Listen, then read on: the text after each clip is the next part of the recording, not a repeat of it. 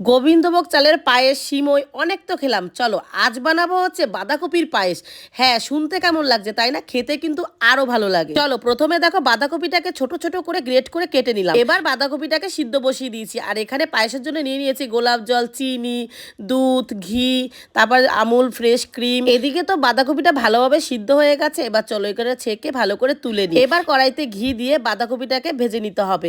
বাঁধাকপিটা ভাজা হয়ে গেলে ওর মধ্যে দিয়ে দিতে হবে দুধটা দিয়ে ভালো করে ফুটিয়ে নিতে হবে। দুধটা ভালো করে যখন জাল হয়ে যাবে তখন ওর উপর দিয়ে দিয়ে দিতে হবে এলাচ, আর দিয়ে দেবো তেজপাতা, আবারও দিয়ে দেবো উপর দিয়ে কাজু কিশমিশ, তারপরে একটু দিয়ে দেবো চিনি, যতটা পরিমাণে লাগবে দিয়ে দেবো। এবার ওপর দিয়ে দেবো ফ্রেশ ক্রিম, আর দিয়ে দেবো আমুল মিল্ক ক্রিম।